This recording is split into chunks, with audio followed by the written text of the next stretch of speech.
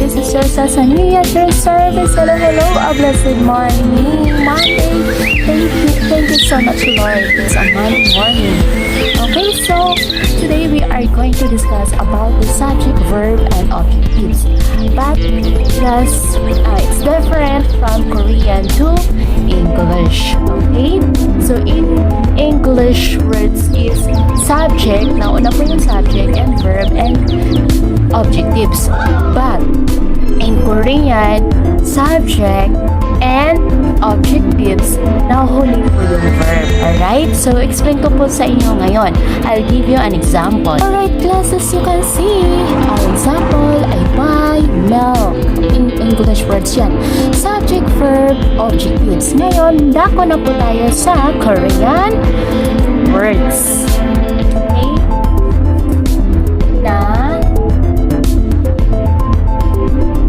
Na is I. So, yan na. Subject po yan. Subject. Okay. Then, next is oyo.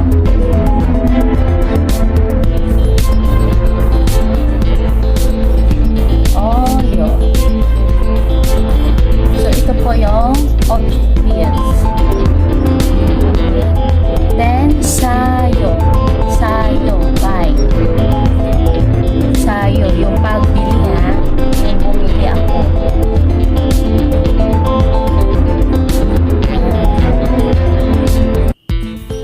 Okay? Alright. So, ngayon, ang dadagdag po natin dito, class, yung subject particles. Okay? Subject particles.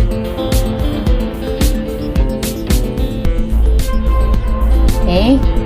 So, mangyari-ari po niya ay na,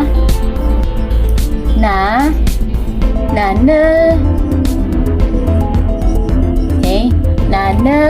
Yan na. Oyo. Dito, objectives. Okay? Objectives particles. Dagdag natin dyan. Mangyayari niyan ay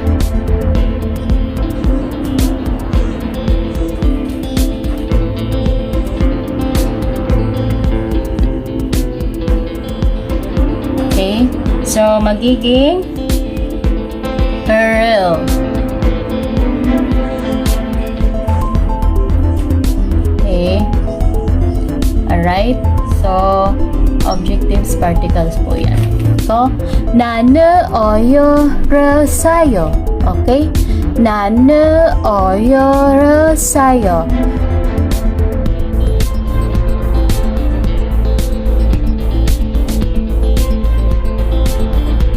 I buy milk. Okay? So, subject, objectives, verb. Okay? That is a Korean. Alright? Yan po siya.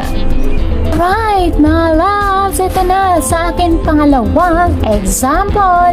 As you can see, I cook lunch. Okay? Subject, verb, objectives. Sa Korean words, okay, I, subject, then lunch is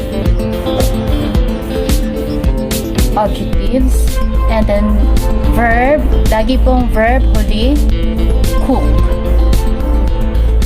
Okay, ayan. Wow. So, sa words naman nila, na yung I. Okay, then, next is, yung objectives, lunch, okay, cha,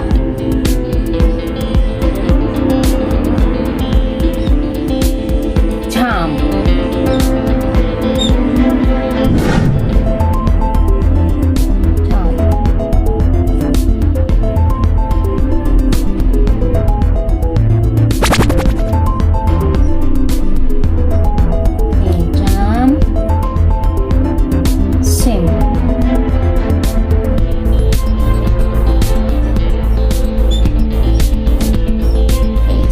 lunch ha, lunch. Then cook. Pag cook is yori. Yori. Yori po siya.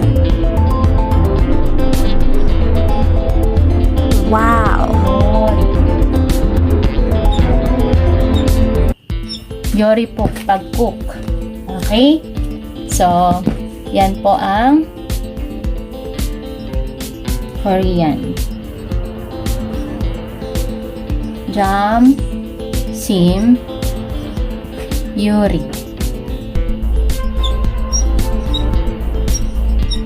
Okay? Then, ngayon, add po natin yung subject particles ulit.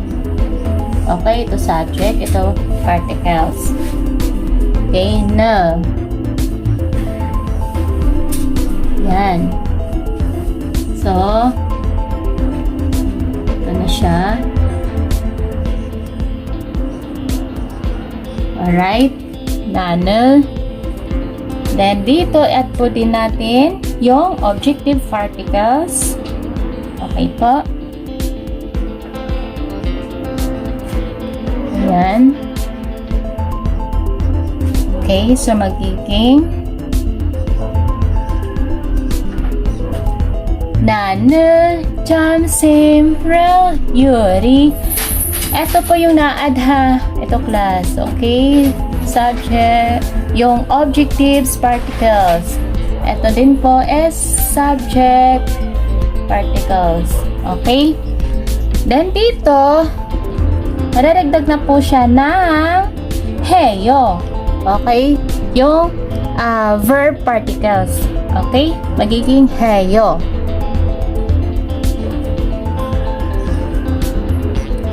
Heyo. Ito, heyo. Okay? Ayan. So, nadagdag din po siya. Alright? Kung babasahin na po, Nana, Jam, Simra, Yuri, heyo. Okay? So, I cook lunch. Okay? Lunch. Okay? So, class, tandaan nyo po, hindi po nakukompleto yan. So, yan po yung pattern nila. Okay? Hindi po pwede diretso na susulat ko na, Jasim, Yori. No. Meron po siyang additional na particles. Okay? So, this is a subject particles and another one is objective particles and also verb particles. Okay? Yan po. Alright? Ito ay objective particles and subject particles. So, yan po. Malinaw po yan ha. Malinaw po. Okay? I, na, no, Jam, Sem, Ru, Yuri, heyo. Okay? Yan po ang ating pangalawang example. This words class is meron siyang present. Ang present yan is sarang heyo. Wow. And then, the past is sarang hekta. Wow. Then, the future is sarang he koya. Wow. Sarang he koya. So, yun. Okay? So, in English siya ito. Kung translate natin sa Korean, magiging na. Okay? Na siya. Na. Then, dito, magiging ano agad siya. Sarang.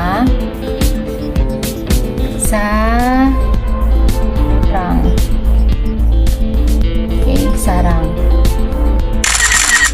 Sarang heyo.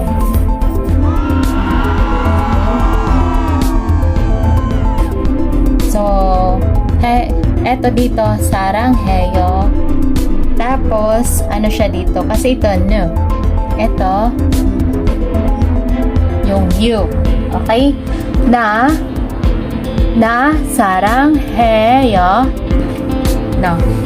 Okay? So, hindi siya agad ganon. Pagdating dito, additional siya. Okay? Ito, sarang hekta. So, sarang hekta.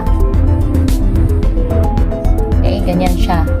Dito sa Korean ay magiging iba. Ang mangyayari na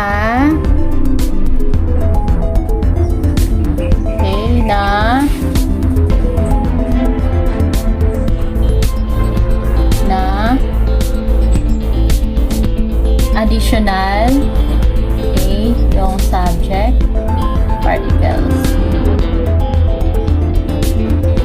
Alright? And then, dito, ito, yung yo, ito na yon. Yan. So, yan siya. Okay? Then, additional then ng objectives particles. Alright? So, well, okay? And, eto na yung verb. So, magiging ano na siya dito.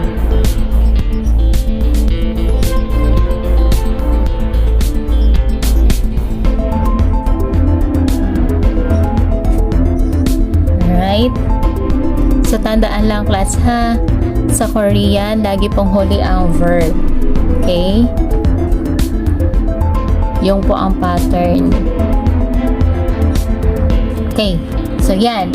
So, sa na yu를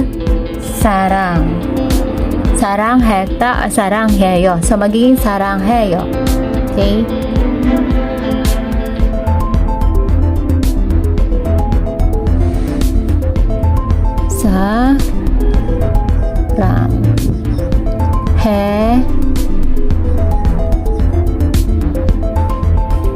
Magiging 사랑해요. Okay? Yan. Okay? 나는 니을 사랑해요. Okay? Ito na po siya. Okay, ito yung you ha. You. No. 나는 너를 사랑해요. Okay?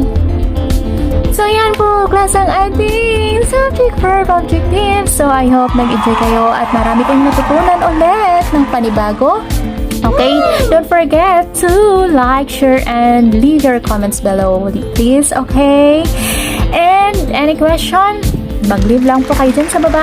And also, please subscribe my YouTube channel. Hit the bell, the notification para updated po kayo for upcoming new video.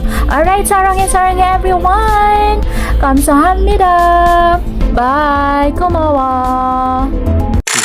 ingin wow.